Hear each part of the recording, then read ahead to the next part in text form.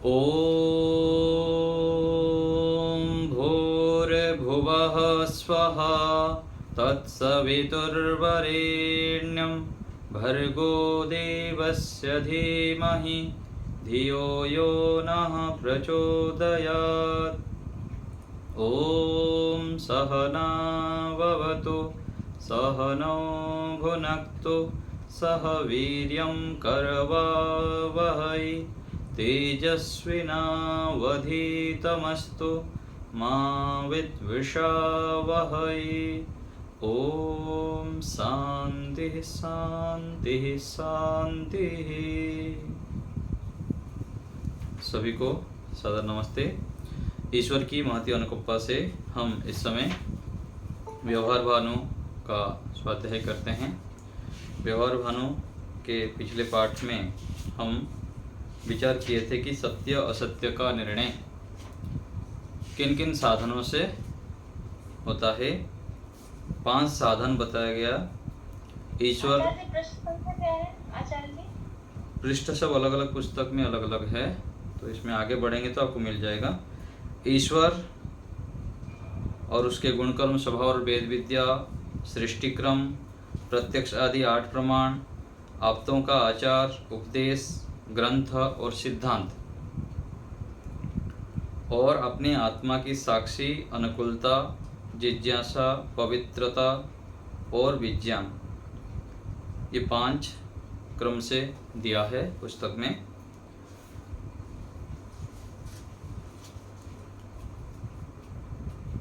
जहाँ से प्रारंभ हो रहा है लगभग 5, 6, 7 पृष्ठ आगे आएगा ये। और ये जो दयानंद लघु संग्रह है, अलग अलग प्रकाशन है ना, ये तो हितकारी प्रकाशन है, उसमें पृष्ठ संख्या 112 में है, 112, 113। तो ईश्वर आदि से परीक्षा, ईश्वर के गुणकर्म स्वभाव से अनुकूल जो भी है वह सत्य है। ईश्वर के गुणकर्म स्वभाव से विरुद्ध जो होंगे वह असत्य है। सृष्टि क्रम, जैसे कल कहा गया कि सृष्टि क्रम से आँख से देखना, कान से सुनना, ये क्या है, सृष्टि क्रम के अनुकूल है। कोई यदि बोले कि आँख से कोई सुन रहा है, कान से देख रहा है, तो ये असत्य है। और प्रत्यक्ष आदि 8 प्रमाण, प्रत्यक्ष, अनुमान, शब्द, उपमान, ऐतिह्य, अर्थापत्ति, संभव, अभाव, ये 8 प्रमाण हैं। इन 8 प्रमाणों के माध्यम से हम सत्य और असत्य को जान सकते हैं। और चौथा बताया कि आप्तों के आचार और सिद्धांत, जो आप्त ऋषि लोग हैं उनके ग्रंथ के अनुसार जब हम चलते हैं, उनके बातों के अनुसार चलते हैं, तो वो जो कहेंगे वो सत्य ही कहेंगे, वो सत्य हमें मानना चाहिए, और उनसे विरुद्ध असत्य है। आत्मा से परीक्षा क्या है कि सुख दुख, जैसे हम अपने लिए सुख चाहते हैं ऐसे ही दूसरे लिए सुख चाहे ना। हम जैसे अपने लिए दुख नहीं चाहते हैं, दूसरे के लिए नहीं चाहना, ये क्या है, न्याय, सत्य व्यवहार है। तो इस प्रकार से हमको सत्य असत्य का निर्णय करना चाहिए। आगे आया था कि प्रश्न, धर्म और अधर्म किसे कहते हैं। धर्म और अधर्म के विषय में हमें विशेष ज्ञान करना चाहिए, क्योंकि जो भी हम कर्म करते हैं या तो धर्म करेंगे अथवा अधर्म करेंगे। तो धर्म का फल सुख और अधर्म का फल दुख होगा। इसलिए हमें जितना हम धर्म को जानेंगे, धर्म के विषय में ज्ञान प्राप्त करेंगे, उतना हमें लाभ होगा। हम और लाभ की प्रति, उसके लाभ को जब जानेंगे तो व्यवहार में ला सकते हैं। तो धर्म के विषय में कहा गया यहाँ पर कि जो पक्षपात रहित, न्याय, सत्य का ग्रहण, असत्य का परित्याग, 5 परीक्षाओं के अनुकूल आचरण, ये जो 5 परीक्षा दिया गया, इनके परीक्षा के अनुकूल आचरण, ये भी धर्म है। ईश्वर आज्ञा का पालन करना, परोपकार करना, ये धर्म है। और जो इससे विपरीत है वह अधर्म कहता है, क्योंकि जो सबके अविरुद्ध वह धर्म, और जो परस्पर विरुद्ध आचरण है सो अधर्म।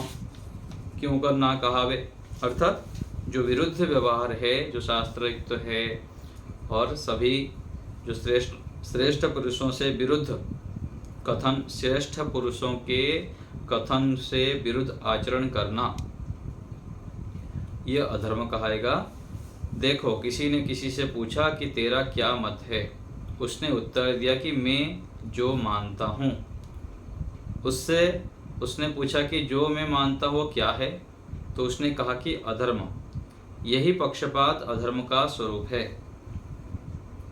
यदि ठीक हमारी मान्यताएं नहीं होगी तो फिर हम अधर्म आचरण करते जाएंगे। तो फिर दोनों से पूछा कि सत्य बोलना धर्म है व असत्य बोलना। तब दोनों ने उत्तर दिया कि सत्य बोलना धर्म है और असत्य बोलना अधर्म है। इसी का नाम धर्म जानो, कि सत्य न्याय आचरण जो है वह सब धर्म है। परंतु यहाँ 5 प्रकार की परीक्षा की युक्ति से सत्य और असत्य का निश्चय करना योग्य है। तो सत्य और असत्य का निश्चय इन 5 उपायों से हमें करना चाहिए, 5 साधनों से। आगे देखिए प्रश्न, जब जब सभा आदि व्यवहारों में जावें तब तब कैसे कैसे बरतें। तो सभा आदि में जब बैठते हैं तो उसमें कैसे व्यवहार करनी चाहिए। तो जब सभा में जावे तब दृढ़ निश्चय कर लें कि मैं सत्य को जिताऊं और असत्य को हराऊंगा। तो क्या करना चाहिए सभा आदि में जब जाएंगे, या तो ना जाए, यदि जाएंगे तो सत्य का विजय कराना चाहिए, सत्य को जिताने के लिए प्रयत्न करनी चाहिए और अभिमान ना करें। क्या ना करें? अभिमान ना करें, अपने आप को बड़ा ना माने। अभिमान उसी को आगे बता रहे हैं कि अपने को बड़ा ना माने। तो व्यक्ति स्वयं को जब बड़ा मानने लग जाता है तो फिर अभिमान आ जाता है। यदि जानता है कि ये मैं जो भी मेरे पास साधन हैं सब ईश्वर प्रदत्त है और सभी आत्माएं ईश्वर की संतान हैं, ऐसे जो मान के व्यवहार करता है तो फिर अभिमान नहीं आता है। अपनी बात का कोई खंडन करे उस पर क्रुद्ध व अप्रसन्न ना हो। ये तो बड़ा कठिन काम है। मान लीजिए हम कोई बात किसी को बताते हैं, वो अपना खंडन कर देता है अथवा उत्तर दे देता है, तो क्या होते हैं, हम क्रोध कर लेते हैं, अरे मेरी बात नहीं मानोगे, और फिर खिन्न हो जाते हैं, अप्रसन्न हो जाते हैं। तो ऐसे नहीं होना चाहिए। हो सकता है थोड़ी काल के लिए वो नहीं माने, लेकिन बाद में यदि हमारे बात सत्य होगा तो उसको वो मान लेगा। ऐसे मान के फिर अपने स्थिति को बिगाड़ना नहीं है। सामने वाला कर्म करने में स्वतंत्र है, ये यदि हम मान के चलेंगे, ठान लेंगे, अच्छे से मस्तिष्क को बिठा लेंगे तो हम दूसरे के कारण दुखी नहीं होंगे। हम जो अधिकतर दुखी, क्लेशित होते हैं, परेशान होते हैं, किस लिए? क्योंकि ये व्यक्ति ऐसा क्यों नहीं कर रहा है, इसको ऐसा ही करना चाहिए। दूसरे से जो अपेक्षाएं रखते हैं उसके कारण फिर हम दुखी हो जाते हैं। तो दूसरा व्यक्ति कर्म करने में स्वतंत्र है, उसका बुद्धि अलग, मेरे बुद्धि अलग, मेरा ज्ञान का स्तर अलग है, मेरे संस्कार अलग है, उसका अलग है। वो कैसे कैसे वातावरण में छोटे से आयु से बढ़ा हुआ है, कैसे उसके साथी मित्र रहे, है ना, तो और जन्म जन्मांतरों के संस्कार। तो इन सभी के विषय में जब विचार करते हैं तब हमारा बात कोई खंडन कर दे और विरुद्ध आचरण कर ले तो हम घबराएंगे नहीं, दुखी नहीं होंगे। जो कोई कहे उसका वचन ध्यान देकर सुन के, जो उसमें कुछ असत्य भान हो उस अंश का खंडन अवश्य करें। तो सभा में जब जाएंगे तो मान लीजिए कोई असत्य बात बोल रहे हैं तो उसका खंडन हमें करना चाहिए, और जो सत्य हो तो प्रसन्नता पूर्वक ग्रहण करें, बड़ाई छोटाई ना गिने। तो बड़ा है, ये छोटा है, तो ऐसे जब मानते हैं तो फिर ठीक व्यवहार नहीं कर पाते हैं। व्यर्थ बकवाद ना करें, अनावश्यक बोले ना कभी मिथ्या का पक्ष करें और सत्य को कदापि ना छोड़ें। ऐसी रीति से बैठें व उठे कि किसी को बुरा विदित ना हो। मान लीजिए सभी लोग कुर्सी में बैठे हुए हैं, पैर नीचे करके ऊपर बैठ गए, ऐसे पैर उठा के फिर जो अकेले रहने से जैसे बैठते हैं वैसे बैठ गए, तो ये क्या है, अच्छा नहीं लगेगा, सामने वाला व्यक्ति को भी कष्ट होता है। तो किसी को बुरा विदित ना हो ऐसे हम बैठे और उठे। मान लीजिए सभा में बैठे हुए हैं, 10 मिनट बाद मीटिंग खत्म होने वाला है, फिर बीच में हम उठ के चले जाएं, तो ऐसे नहीं करना चाहिए। थोड़ा धैर्य भी रखना होता है। जैसे हमारी यहाँ कक्षा होती है, तो कक्षा में 2 मिनट बचा होगा, शांति पाठ नहीं हुआ होता है, फिर लोग कट जाते हैं।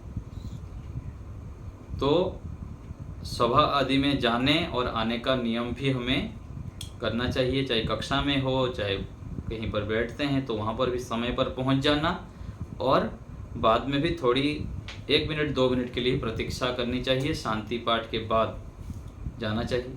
हाँ, विशेष कोई कार्य आ गया तो अलग बात है, वो अपवाद है। जो नियम है, जितना हम नियम का पालन करते हैं उतना व्यवस्था बनी रहती है, और जहाँ पर व्यवस्था है वहाँ पर सुख है। माताएं घर में कितनी व्यवस्था करके रखते हैं, पूरा सब साफ सफाई करेंगे, सब करेंगे, लेकिन बाहर से कोई आ गया, पानी गिरा दिया, कुछ सामान यहाँ से उठा दिया वहाँ पटक दिया, तो फिर अव्यवस्था हो जाती है, और अव्यवस्था के कारण फिर दुख होता है।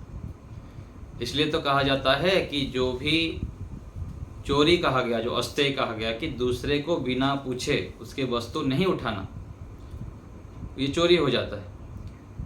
घर में है, ऑफिस में है, कोई भी व्यक्ति कोई सामान व्यवस्थित करके रखा हुआ है और वहाँ से बिना पूछे जब हम उठा लेते हैं तो अव्यवस्था हो जाती है, फिर वो व्यवस्था बिगड़ जाती है, और व्यवस्था ना जहाँ नहीं है वहाँ पर दुख होता है।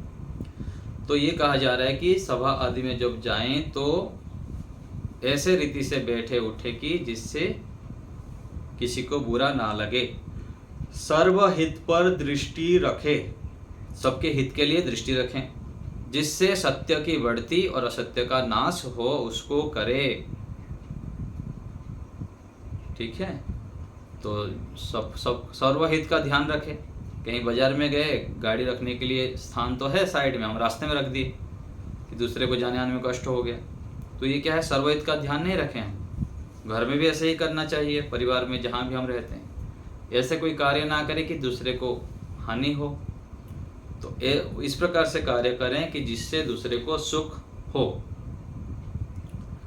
एक बताते हैं, अहमदाबाद में एक स्कूल है, महाराणा अग्रसेन नाम का एक स्कूल है, अग्रसेन, महाराणा अग्रसेन नाम से एक स्कूल है। तो वहाँ पर ये नियम है कि कूड़ा आदि कोई भी गिरा हो, जो पहली बार देखेगा उसको उठाएगा वो, नहीं तो उसको दंड मिलेगा। तो कहीं पर भी, घर में भी कुछ सामान यदि इधर उधर गिरा है, संस्था में कहीं पर, तो हमें प्रयास करनी चाहिए यथासंभव उसको व्यवस्थित रख लें, कूड़ा पात्र में लेकर डाल दें, तो फिर व्यवस्था बनती है, साफ सफाई होती है। और एक व्यक्ति सोचेगा कि चलो दूसरा कर लेगा, दूसरा सोचेगा तीसरा कर लेगा, ऐसे करके कभी भी व्यवस्था नहीं बन पाएगी। और बाहर में कोई व्यक्ति आएगा, देखेगा तो उसको अच्छा नहीं लगेगा, यहाँ तो साफ सफाई नहीं। तो सर्वहित पर हमें ध्यान रखनी है, दृष्टि रखें, जिससे सत्य की बढ़ती हो और असत्य का नाश हो, उसको करें। और आगे कहा गया कि सज्जनों का संग करें, दुष्टों से अलग रहे। इसका बहुत जीवन में महत्व है। जो जो संगति हम करेंगे वह रंग आएगा। ऋषि दयानंद जी आगे भी कहेंगे उसके विषय में कि समान व्यसनेषु मैत्री आएगा, कि जो जिसका जैसे व्यसन है वैसे उसका मित्रता होती है। शराबी है तो शराबी के साथ मित्रता करता है, तो जो सत्संगी है, श्रेष्ठ व्यक्ति है, उनको श्रेष्ठ पुरुषों का संग करना चाहिए, जिससे उनसे हम अच्छे गुणों को सीख पाएंगे और दुष्टों से अलग रहें। फिर से आ रहा है, जो जो प्रतिज्ञा करे वह सत्य से विरुद्ध ना हो, ये ध्यान रखें। और उसको सर्वदा यथावत पूरी भी करें, सत्य प्रतिज्ञा करें और उसको पूरी भी करें, इत्यादि कर्म सब सभा आदि व्यवहारों में करें। तो सभा आदि में, घर में हो, परिवार में हो, समाज में हो, कहीं भी इन नियमों को जब हम पालन करते हैं तब फिर सुख होता है। आगे है प्रश्न, जड़ बुद्धि और तीव्र बुद्धि किसे कहते हैं? उत्तर, जो आप तो समझ ही ना सके परंतु दूसरे के समझाने से भी ना समझे, वह जड़ बुद्धि। और जो समझाने से झटपट समझे और थोड़े से समझाने से बहुत समझ जावे, वह तीव्र बुद्धि कहता है। ठीक है ना? तो जो थोड़े से समझाने से झटपट समझ जाए वह क्या है? तीव्र बुद्धि। तो हम तीव्र बुद्धि हैं अथवा जड़ बुद्धि हैं अथवा मध्यम हैं, अपना हम परीक्षण करें। जो तीव्र बुद्धि है वह शीघ्रता से उन्नति को प्राप्त कर लेता है और जो उन्नति करता है उसको सुख होता है। तो दृष्टांत देखिए, उदाहरण, एक रामदास बैरागी का चेला गोपालदास पाठ करता करता कुएं पर पानी भरने को गया। एक रामदास बैरागी का चेला गोपालदास, चेला का नाम क्या है? गोपालदास। पाठ करता करता क्या हुआ? कुएं पर पानी भरने को गया। वहां एक पंडित बैठा था। कहाँ पर? कुएं के पास। उसने अशुद्ध पाठ सुनकर कहा कि तू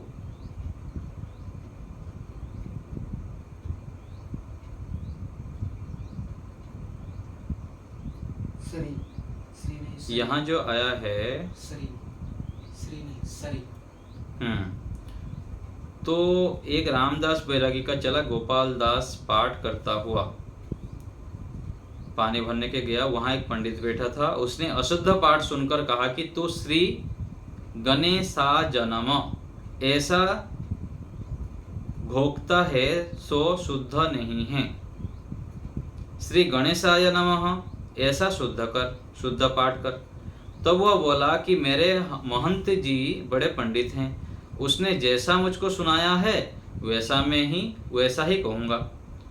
उसने पानी भरकर अपने गुरु के पास जाके कहा कि महाराज जी, एक ब्राह्मण अर्थात ब्राह्मण मेरे पाठ को अशुद्ध बतलाता है।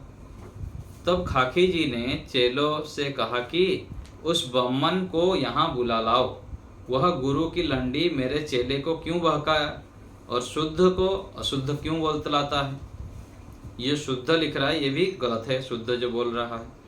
चेला गया, पंडित जी को बुला लाया। पंडित से महंत बोले कि इसके कितने प्रकार के पाठ तू जानता है? पंडित ने महंत को बोले तो पंडित ने कहा कि एक प्रकार का। महंत जी, तू कुछ भी नहीं जानता, देख मैं 3 प्रकार का पाठ जानता हूँ। श्री गणेशा जन्म, श्री गणेशापनम, तीसरा श्री गणेशाय नमः। तो जो महंत था वो इस प्रकार से बोला। तो पंडित कह रहे हैं कि महंत जी, तुम्हारे पाठ में 5 दोष हैं। प्रथम, स का स उच्चारण, ण का न और सा का सा, य का ज और प बोलना और विसर्जनीय का ना बोलना अशुद्ध कहता है। महंत जी बोले, चल वे, गुरु के बड़े घर में सब शुद्ध है। पंडित चुप कर चले आए। क्यों चुप होकर चले आए? क्योंकि सर्वस्य औषधम अस्ति शास्त्र कथितम मूर्खस्य नैव क्वचित। क्या कह रहे हैं कि सभी का तो औषध है, जो समझना चाहे अथवा जो रोगी है उन सब का औषधि है, लेकिन जो शास्त्र कथित मूर्ख है अर्थात जो समझना ही नहीं चाहे उसका कोई भी न एव क्वचित, उसका कोई भी औषधि नहीं है। इसलिए वहाँ भी आया था ना दशम समुल्लास के, जो समझना नहीं चाहे, जो हमारे जिज्ञासु नहीं हैं, उनको सुनाना नहीं चाहिए। और जो जिज्ञासु हो और कुछ सीखना चाहे श्रद्धा भाव से, तो उसको बिना पूछे भी बताना चाहिए। तो ये जो मूर्ख व्यक्ति हैं उनसे दूर रहना चाहिए। तो कह रहे हैं कि सबका औषध शास्त्र में कहा है, परंतु 60 मनुष्यों का, 60 अर्थात हठी, कोई भी नहीं, ऐसे हठी मनुष्य से अलग रहे। परंतु जो वे सुधरा चाहें तो विद्वान उपदेश करके उनको अवश्य सुधारें। यदि सुधरना चाहें तब तो सुधार सकते हैं, नहीं तो फिर उनसे दूर रहना है, क्योंकि वो समझने नहीं चाहता, तो हम क्यों समझाएं उनको, समय व्यर्थ करें। तो मूर्ख व्यक्ति और पंडित व्यक्ति, ज्ञानी व्यक्ति का लक्षण यही है। तो जो मूर्ख व्यक्ति है वो समझना नहीं चाहता है, और पंडित व्यक्ति जो है वह ठीक जानता है और दूसरे को भी ठीक ठीक उपदेश करता है। आगे प्रश्न, माता पिता आचार्य और अतिथि अधर्म करें और कराने का उपदेश करें तो मानना चाहिए व नहीं? उत्तर, कदापि नहीं। कुमाता कुपिता संतानों को कहते हैं कि बेटा बेटिया तेरा विवाह शीघ्र कर देंगे, किसी की चीज पावे तो उठा लाना, कोई एक गाली दे तो उसको 50 गाली देना, लड़ाई झगड़ा, खेल, चोरी जारी, मिथ्या भाषण, भांग, मद्य, गांजा, चरस, अफीम, खाना पीना आदि कर्म करने में कुछ भी दोष नहीं, क्योंकि अपनी कुल परंपरा में है। सुनो प्रमाण, कुलधर्मः सनातनः, जो कुल में धर्म पहले से चला आता है उसके करने में कोई भी दोष नहीं है।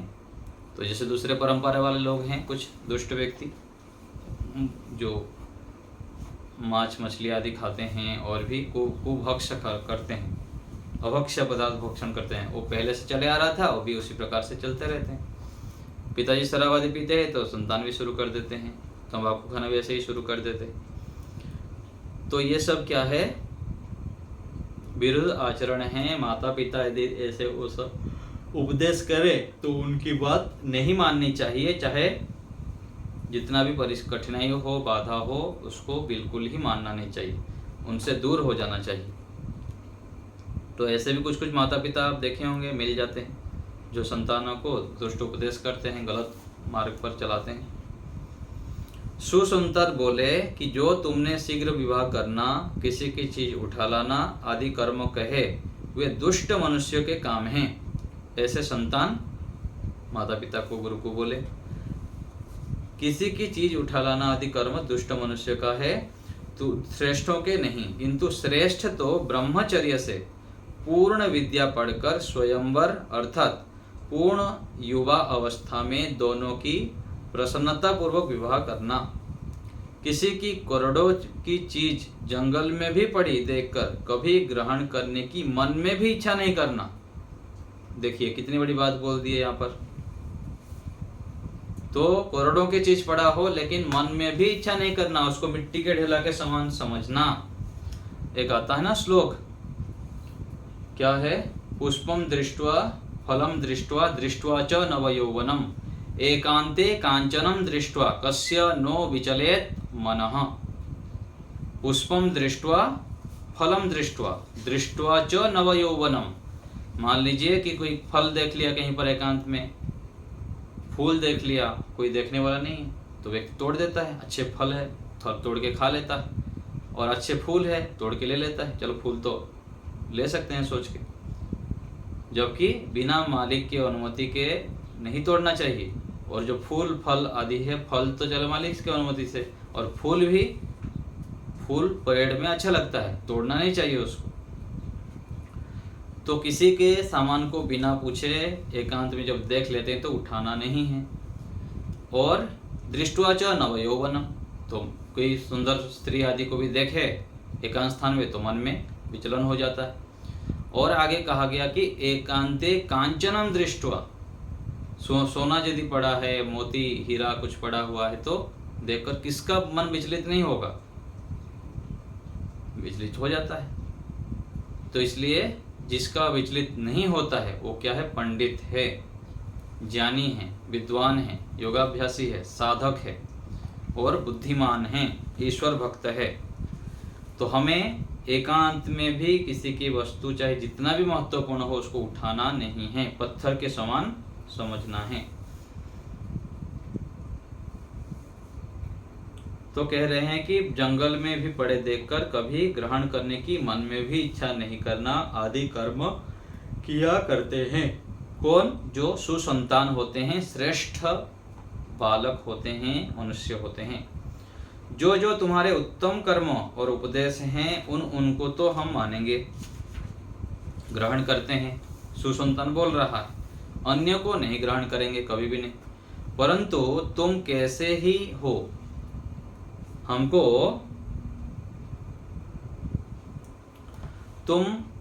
परंतु तुम कैसे ही हो, हमको तन मन धन से तुम्हारी सेवा करना परम धर्म है।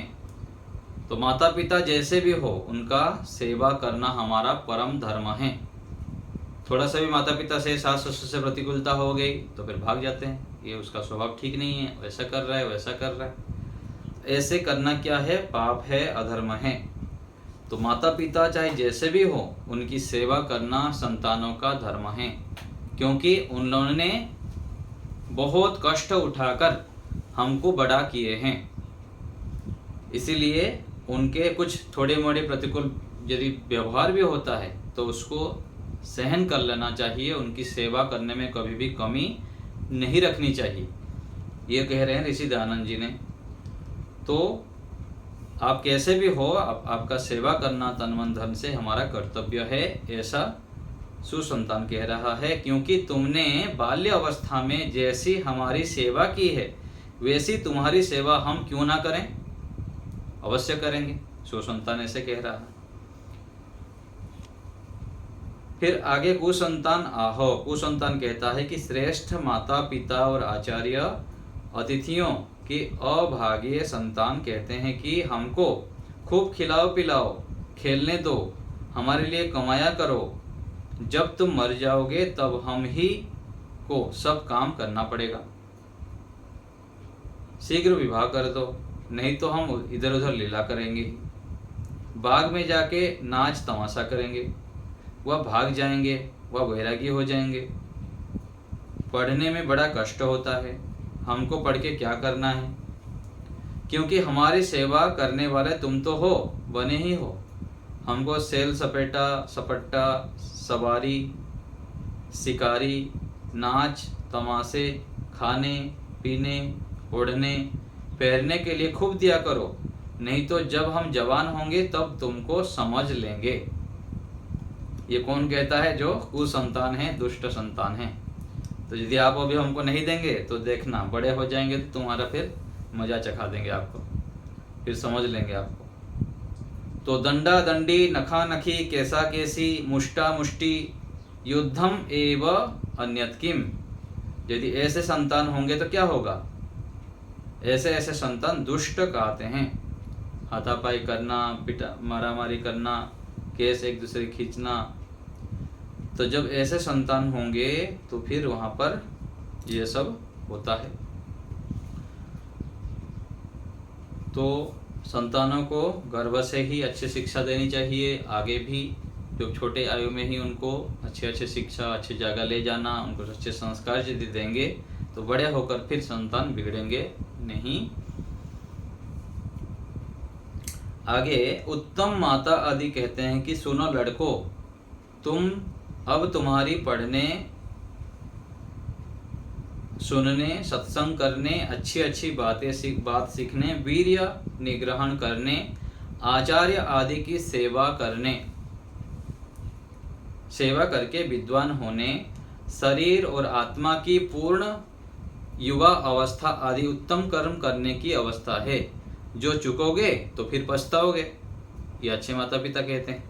पुनः ऐसा समय तुमको मिलना कठिन है, क्योंकि जब तक हम घर का और तुम्हारे खाने पीने आदि का प्रबंध करने वाले हैं तब तक तुम सर्वोत्कृष्ट विद्या और सुशिक्षा रूप धन को संचित करो, यही अक्षय धन है। तो अक्षय धन क्या है? विद्या और अच्छे शिक्षा को ग्रहण करना, अक्षय अर्थात कभी भी क्षय ना होने वाला, नष्ट ना होने वाला, उसको क्या कहते हैं? अक्षय, क्षय ना होने वाला, नष्ट ना होने वाला। यदि विद्या प्राप्त करते हैं हम, अच्छे अच्छे गुणों को प्राप्त करते हैं, तो ये इस जो जीवन में भी काम आता है और अगले जन्म में भी काम आता है।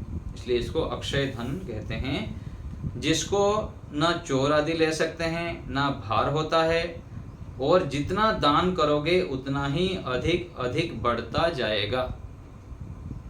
तो जो ज्ञान है, विद्या है, अच्छी अच्छी शिक्षा है, अच्छे गुण हैं, ये क्या है? अक्षय धन है, जिसको ना कोई ले सकता है, कोई ले भी नहीं सकता चोरी करके, ना भार भी होता है ढोना पड़े। और जितना दान करेंगे हम, अच्छे अच्छे विद्या आदि गुण दूसरे को ज्ञान देंगे, बांटेंगे, तो वह बढ़ता ही जाता है, फिर घटता नहीं है, कुछ कम नहीं होता है। इससे युक्त होकर जहाँ रहोगे वहाँ सुखी और प्रतिष्ठा पाओगे। यदि हमारे पास अच्छे अच्छे ज्ञान हैं, शास्त्रों का ज्ञान है, अलग अलग प्रकार की कुशलता है, तो हम जहाँ जाएंगे वहाँ पर सुख मिलेगा हमें। धर्म, अर्थ, काम और मोक्ष के संबंधी कर्मों को जानकर सिद्ध कर सकोगे। तो अच्छे गुण जब होते हैं, अच्छे विद्या ज्ञान आदि है, तो धर्म, अर्थ, काम और मोक्ष को व्यक्ति सिद्ध कर लेता है। हम जब तुमको विद्यारूप श्रेष्ठ गुणों से अलंकृत देखेंगे, तब हमको परम संतोष होगा। तो अच्छे माता पिता कह रहे हैं कि आप यदि अच्छे ज्ञान से, विद्या से युक्त होंगे तो हमको परम संतोष होगा। और जब तुम कोई दुष्ट काम करोगे तो हम अपना ही अभाग्य समझ लेंगे, क्योंकि हमारे कौन से पापों के फल से हमको दुष्ट संतान मिले। तो ऐसे होता है कि माता पिता बहुत अच्छे शिक्षा देना चाहते हैं, लेकिन संतान कई बार अपने कर्मों के कारण अथवा कुसंगति के कारण गलत मार्ग पर चल जाते हैं। तो जो अच्छे माता पिता हैं वो ऐसे ही सोचेंगे, पता नहीं हमारे किस कर्म का फल था, इसलिए आज हमको ऐसे संतान मिले, दुष्ट संतान मिला, और कौन से पाप का फल मिल रहा है। तो संतानों को ऐसे माता पिता बोलना चाहिए कि आप अच्छे गुणों के कर्म को करोगे तो मेरा ही नाम होगा और समाज का भी लाभ होता है। क्या तुम नहीं देखते कि जिन मनुष्यों को राज्य धन प्राप्त हैं, परंतु वे विद्या और उत्तम शिक्षा के बिना नष्ट भ्रष्ट हो जाते हैं, और श्रेष्ठ विद्या सुशिक्षा से युक्त दरिद्र भी राज्य और ऐश्वर्य को प्राप्त होते हैं। तो आज हम यहाँ पर देखते हैं समाज में कि जिसके पास बहुत सारा धन संपत्ति तो है, लेकिन ना अच्छे ज्ञान है, सुशिक्षा है, ना सत्य के विषय में जानकारी है, तो फिर नष्ट भ्रष्ट हो जाता है। और जो दरिद्र भी हो, लेकिन यदि उसके पास अच्छी विद्या है, शिक्षा है, और अच्छा संगति करता है, ईश्वर के मार्ग पर चलता है, वेदों की आज्ञा का पालन करता है, तो वह श्रेष्ठ है और आगे चलकर वो फिर महान बन जाता है, राज्य ऐश्वर्य को प्राप्त कर लेता है। इसलिए कहा जाता है कि तुमको चाहिए कि माता पिता अथवा गुरु आचार्य शिष्य को उपदेश कर रहे हैं, यानी अस्माकं सुचरितानि तानि त्वया उपास्यानि नो इतराणि। यानी अस्माकं, जो हमारी, अस्माकं अर्थात हमारी, सुचरितानि अच्छे अच्छे आचरण हैं, तानि उनको ही तुम उपास्यानि, उसको ही उपासना करो, उसको ही सीखो, हमारे अंदर जो अच्छाई गुण हैं। नो इतराणि, उससे अलग मत सीखो, इससे फिर आपको हानि होगी। जो हमारे उत्तम चरित्र हैं सो करो, और जो कभी हम भी बुरे काम करें उनको कभी मत करो। तो अज्ञानता के कारण माता पिता गुरु आदि भी कुछ गलत काम कर लेते हैं, अथवा कुछ गलत चेष्टाएं कर लिए, तो उसको नहीं सीखना है, हमको तो अच्छा ही सीखना है। परंतु होता क्या है, व्यक्ति अच्छा को कम सीखना चाहता है, बुरे को अधिक ग्रहण करता है। तुम तो ऐसे करते हो, आप तो ऐसे करते हो, तो मैं भी करूँगा। भाई आप जो मैं जो 10 अच्छे काम कर रहा हूँ उसको तो तुम करते नहीं है, और एक गलत काम कर लिया तो उसको पकड़ के बैठे रहोगे, तो किसकी हानि होगी? आपकी हानि होगी। तो कह रहे हैं कि जो जो अच्छे गुण हैं उनको धारण करें, उससे विरुद्ध ना करें इत्यादि उत्तम उपदेश और कर्म करने हारे माता पिता और आचार्य आदि श्रेष्ठ कहते हैं। तो जो ऐसे उपदेश करते हैं कि तुम विद्या को प्राप्त करो, ये अक्षय धन है, इससे ही हमको सुख मिलेगी और इससे हम अपना भी कल्याण कर सकते हैं, दूसरे का भी कल्याण कर सकते हैं, इन श्रेष्ठ विचारों को जो देते हैं, ज्ञान को जो देते हैं, वैसे माता पिता और आचार्य श्रेष्ठ हैं। उनका जीवन धन्य होता है और अपने शिष्यों को, बालकों को भी अच्छे मार्ग पर ले पाते हैं। तो ऐसे हमें सीखना चाहिए। तो आज यही रखते हैं।